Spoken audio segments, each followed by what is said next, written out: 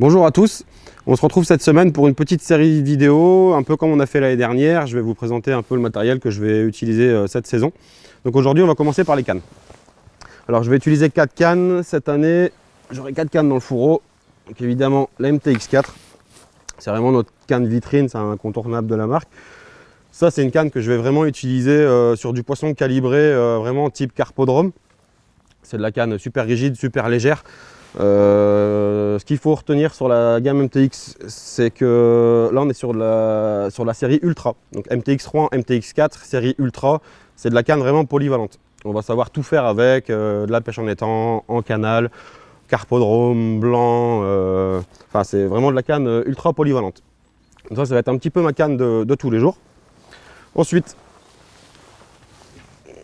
alors en remplacement de ma bonne vieille Nemesis cette année, je me suis pris la MTX2.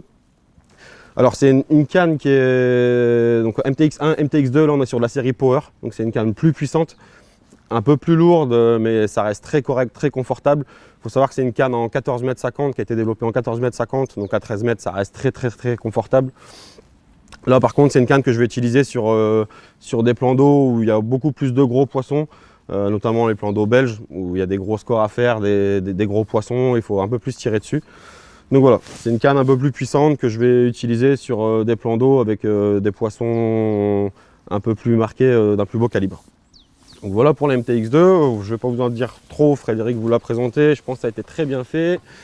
Ensuite, le petit combo qui va bien, on n'en entend pas parler beaucoup encore pour l'instant, c'est la MTX Margin.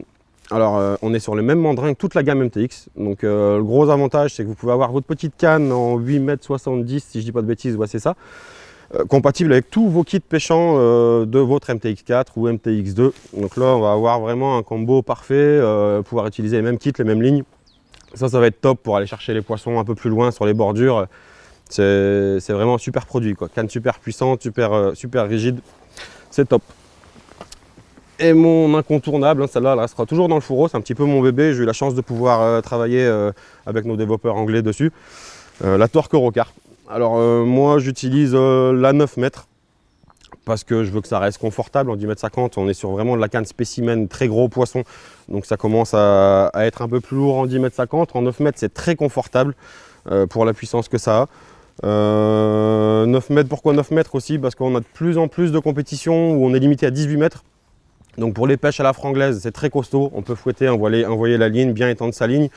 9 mètres de canne, 9 mètres de fil, on est sur 18 mètres, c'est nickel pour les pêches à la franglaise. Donc voilà pour les cannes, c'est les 4 cannes que je vais utiliser, que j'aurai dans le fourreau cette année. Petit truc en plus, vu qu'on est de plus en plus souvent amené à pêcher avec 2 cannes en carpodrome, le petit accessoire de station qui va bien, avec les 2 filets à déboîter.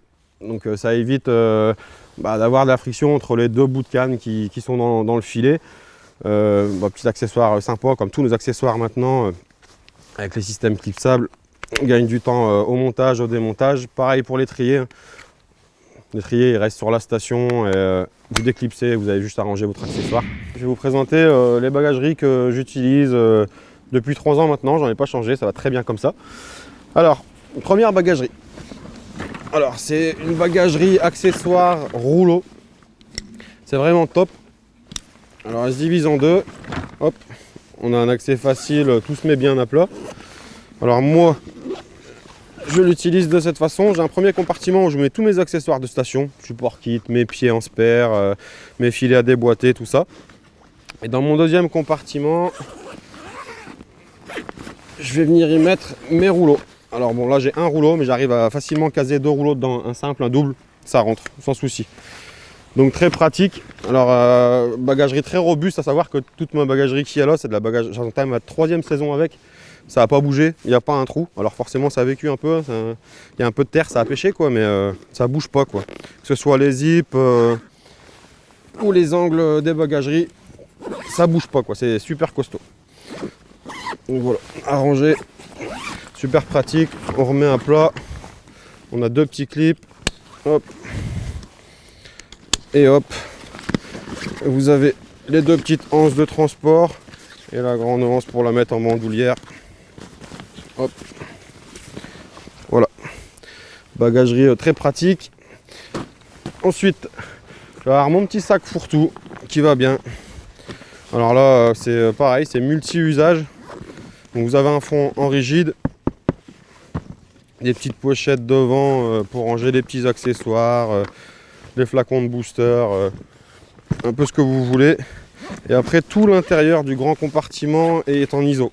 Tout est isotherme. Donc si vous voulez mettre de l'appât vivant, enfin des produits à conserver au frais, c'est juste top quoi. Je pense, pour moi c'est la bonne taille, c'est pas trop grand, pas trop petit, on sait y mettre tout ce qu'on a besoin. C'est nickel. Alors moi j'utilise beaucoup pour les accessoires, mes boîtes à èche, tout ça.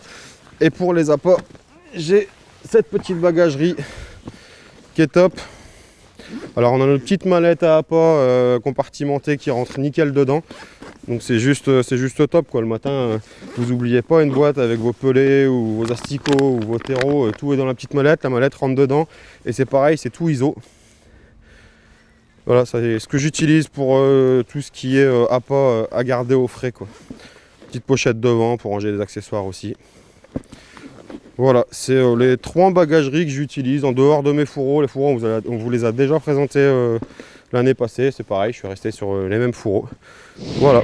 Alors pour cette 3e partie, on va parler élastique. On a pas mal de questions sur les élastiques, donc on va essayer d'éclaircir un petit peu tout ça. Notamment les différences entre les slicks et les corps. Alors le slick, on est sur un élastique hybride.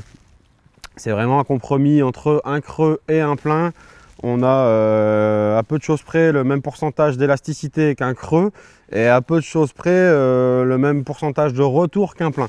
Donc on est vraiment sur ce que nous, pêcheurs en carpodrome, on recherche.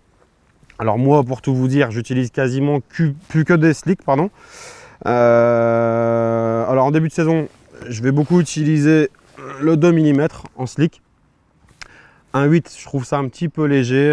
Après, il y en a qui l'utilisent et qui y arrivent très bien. Mon préféré, le 2,2. Donc, il y a des codes couleurs. Hein. Le 2 mm, on est en jaune. Le 2,2, on est en vert. Donc ça, c'est vraiment mon préféré pour les pêches avec la MTX4, les pêches un peu plus light. Vraiment top, ça travaille très bien. Ça revient tout seul. On n'est pas obligé de tirer sur le strip-hook comme un fou, de ramer comme avec un creux. 2,4, je l'utilise plus sur mes pêches de bordure, les pêches de plus gros poissons, sur les pêches avec la MTX2 par exemple. Et le 2,6, là, on va vraiment être sur quelque chose de beaucoup plus puissant. Ça va être plus sur les pêches de bordure pour brider tout de suite les poissons au ferrage, sur les pêches encombrées, dans les nénuphars, dans les branches, tout ça. On va avoir un gros pourcentage de retour et là, on va vraiment savoir brider nos poissons.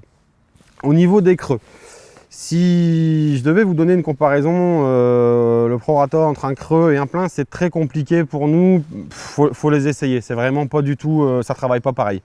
Alors après, pour vous donner une petite idée, allez, un 2,3 creux, je comparerais ça un peu entre les deux ici, entre un 2 mm et un 2,2.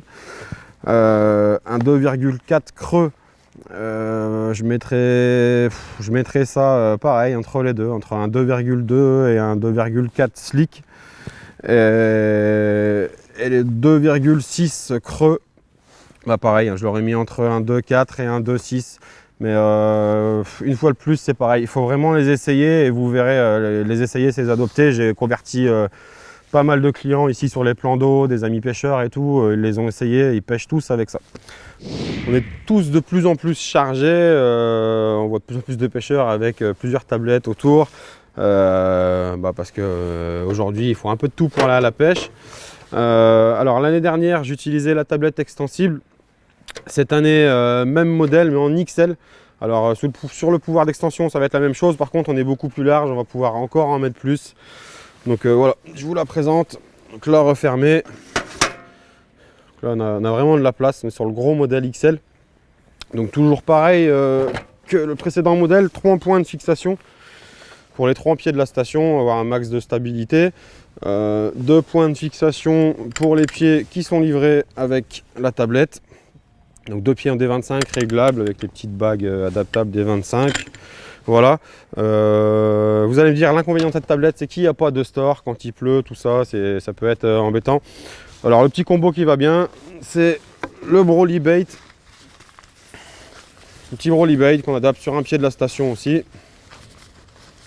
si j'arrive à l'ouvrir, voilà. Voilà, donc il est réglable un peu dans tous les sens. On peut le mettre comme ça en guise de store, ça fait pile la taille de la tablette. On peut l'orienter ici sur le côté, au-dessus, après chacun fait à sa guise. Voilà, c'est ce que moi je vais utiliser cette saison. Je pense que c'est les petits combos qui va bien. On va parler bourriche, on a tous besoin de bourriche, notamment pour les compétiteurs, parce qu'il faut bien stocker nos poissons pour pouvoir les peser en fin de journée. Alors moi j'utilise les bourriches carpe en 3 mètres. Elles sont franchement top, c'est une matière qui sèche super vite. On a tous les anneaux qui sont renforcés par une protection plastique. Et on a notre avant-dernier anneau, hein, là où on l'attrape tous pour lever les poissons, d'un diamètre plus gros. Donc on n'a pas les anneaux qui se déforment, c'est vraiment de la super bourriche, quoi. C'est top. Ça tient le coup, on fait plusieurs saisons avec son jeu de bourriche. C'est vraiment nickel. Alors petit truc en plus, comme vous le savez tous, on est limité au poids du poisson en bourriche. Bien souvent c'est 30 kg, on a le droit de mettre 30 kg par bourriche, donc on a tous nos petits compteurs qui vont bien, là les petits compteurs Matrix, à cliquer, ça va super bien. Alors le petit plus sur nos bourriches, c'est qu'on va avoir 2 pas de vis de fixation. Un pas de vis pour fixer sa bourriche sur la station, sur l'attache bourriche, sur la barre à bourriche, chacun fait comme il veut. Et la petite astuce, sur le deuxième pas de vis, on va pouvoir venir y adapter nos petits compteurs qui vont se visser directement. On a la petite vis qui va bien, qui est fournie avec. Et là, on va se retrouver en fait avec un compteur par bourriche. Et ça va nous éviter de s'en mêler un peu les pinceaux. Je pense que ça nous est tous déjà arrivé. Moi, le premier. On va avoir un compteur indépendant sur chaque bourriche. On n'a pas le compteur à remettre à zéro à chaque fois qu'on change de bourriche. C'est très facile à installer. On présente sur le pas de vis la petite tétine à visser qui va bien. Et voilà quoi.